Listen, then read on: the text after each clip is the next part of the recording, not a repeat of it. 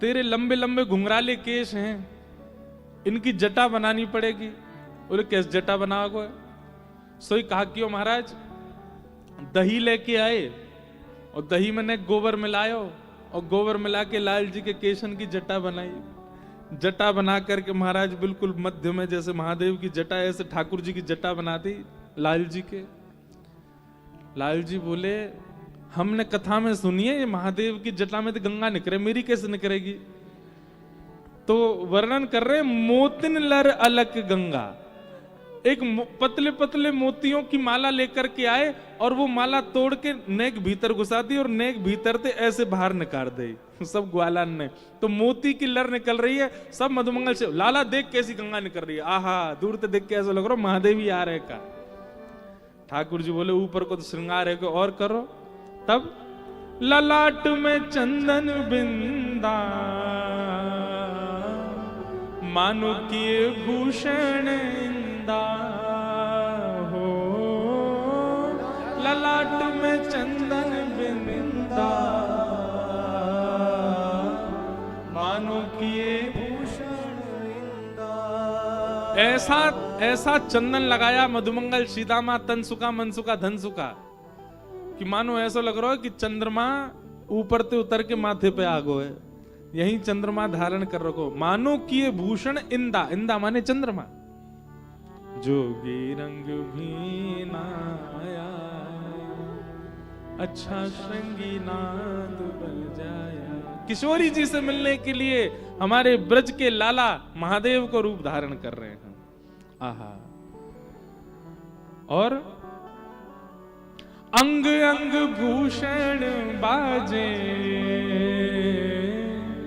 मानो सुर डमरू बाजे हो, अंग अंग भूषण बाजे मानो सुर डमरू बाजे। हमारे मलुकदास जी महाराज कहते हैं, बोले ठाकुर जी छग्म वेश धारण करते हैं तो नंद भवन से जो पोशाक पहन के उसको उतारते नहीं है। क्यों?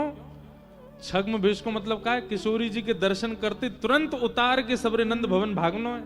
तो यहाँ हमारे भीतर नंद भवन के आभूषण, नंद भवन की पोशाक पहन रखी है।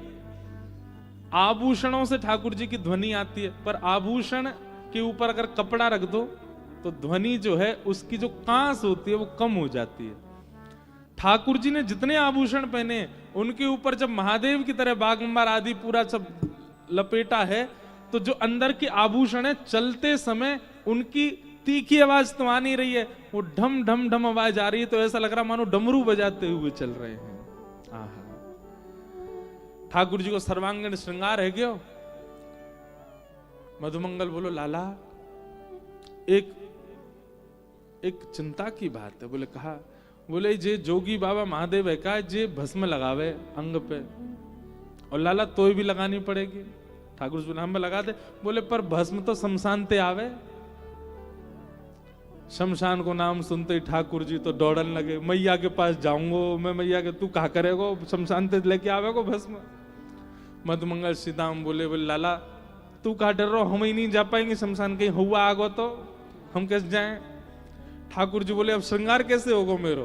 कितना सुंदर वर्णन श्री मलुकदास जी कर रहे हैं कि मधुमंगल श्रीदामा तनसुका मनसुका धनसुका सब सखाओं ने मलियागिरी चंदन लगाया ठाकुर जी के अंग पर श्री जी से मिलने की जो ज्वाला ठाकुर जी के हृदय में, जो व्याकुलता, जो विरह ठाकुर जी के हृदय में है, उस विरह की अग्नि से मलियागिरी चंदन जल करके भस्म बन गया।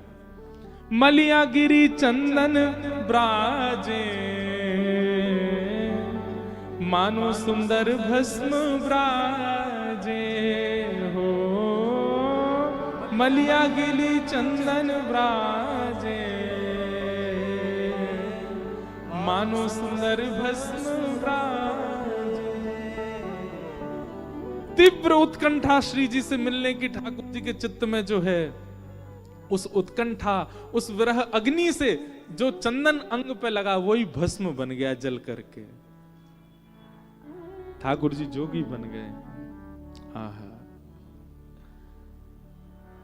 छोटो सा त्रिशूल ला के दे दिया। अच्छा त्रिशूल भी कैसा पता? कई कई वृक्षों की जो टहनियां होती हैं, उनमें 3-3 टहनी निकल आती हैं। उन्हीं के पत्ता वत्ता तोड़ ताड़ के टेढ़ों मेढ़ों से त्रिशूल दे दियो ठाकुर जी, ले जा लाला, लग रहा बढ़िया जोगी। ठाकुर जी छोटे से जोगी बन करके बरसाने जा रहे हैं। मधुमंगल श्री दामा कहने, लाला विजयी भव, जीत के आइयो, श्री जीत मिल के आइयो।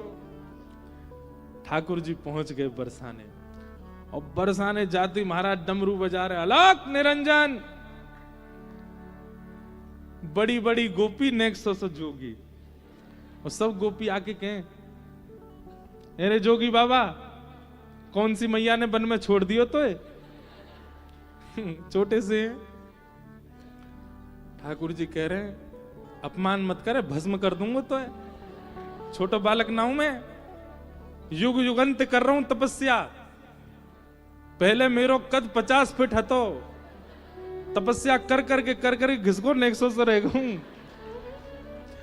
सब गोपी बात सुनकर के आनंदित हो रही है लाल जी की। अच्छा जोगी बाबा कहा करे, कैसी ब्रज की अंतरंग लीला तो अद्भुत है। क्यों महादेव ना हो मोहित ठाकुर जी पर, कैसी लीला करते हैं त्रिलोकीनाथ। तो सब गोपियां बोली, जोगी बाबा कहा करे। ठाकुर जी बोले, कुंडली देखूं मैं और मुखमंडल देख करके सब बता दूं भविष्य, और मेरी विशेषता तो यह है कि मैं मुख देख करके अगर कन्या हो तो यह बता दूंगा या को वर कौन होगा, और वर को और छोरा को बता दूंगा या कि कन्या कौन होगी। सबरी गोपी बोली, अरे तुम भर बताए तो बोले हाँ। सबरी गोपी आके बैठ गई, जोगी बाबा हमारे बता दो, हमारो ब्याह कौन थे होगा। सब किशोरी जी की सखियां घेर करके बैठी। ठाकुर जी को उनसे तो मतलब है ही नहीं, ठाकुर जी को तो श्री जी से मिलना है। ठाकुर जी एक की तरफ देख के बोले, सुन तेरा तो ब्याह ही ना होगा, तू ऐसी रहेगी जीवन भर, तेरा ब्याह ना है सके।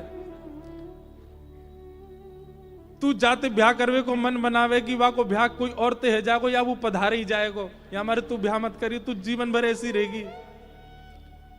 और सुन, तू सामने खड़ी का है, तेरे काजे तो एक छोरा मुझे अभी मिलो नंदगाम में मधुमंगल, एक पामते टेढ़ो चले, वही तो होगा तेरो ब्याह।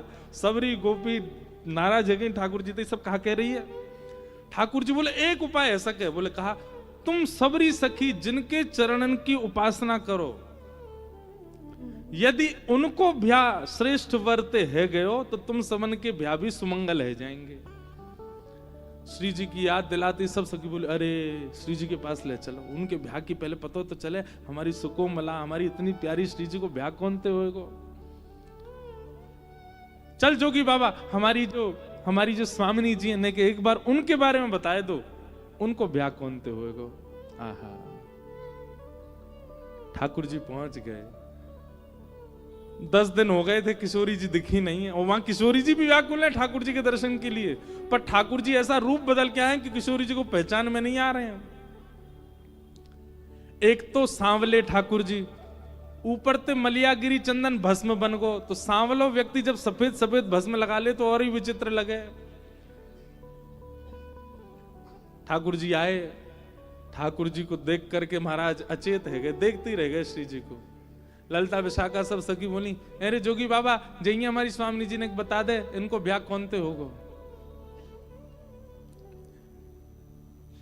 अरे सुनो, तुम्हारी जो स्वामिनी जी है ना, इनको जाते ब्याह होएगो, वो इनके जैसे बगल में खड़ा होगो तो ऐसा लगेगो अमावस्या की रात्रि में पूर्णिमा प्रकट है गए हो। मतलब श्री जी तुम्हारी पूर्णिमा है, पर जाते इनको ब्याह होगा वो अमावस्या की रात्रि तक कम नहीं होएगो, बिल्कुल कारो ही होएगो। सब सखी बोली, हम सब जान नहीं है तेरे मन की बात, तू कौन के काजे अंकित कर रहा हो। बोले, मैं अंकित ना कर रहा हूं, मैं वास्तविकता कह रहा हूं। और इनके बगल में जो खड़ा होएगो, खड़े रहते ही इनकी उपमा भर जाए, समझियो भाई तो इनको ब्याह होएगो। सब सखी बोली, अब कोई ऐसा थोड़ी करेंगे, छोरान ने पकड़ पकड़ के इनके बगल में खड़ी करेंगे हम, कि हाँ भाई जाते इनकी उपमा भर रही हो, बात ब्याह कराओ। जोगी बोलो, अब छोरान ने कहां पकड़ के लाओगी, मैं यहां हूं, मुझे खड़ो करके देख लो। और कौन है पकड़ के लाओ, जब उपस्थित में हूं तो मुझे खड़ो करके देखो।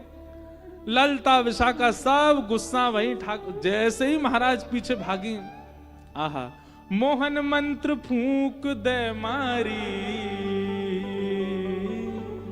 मोह सब गोपी डारी।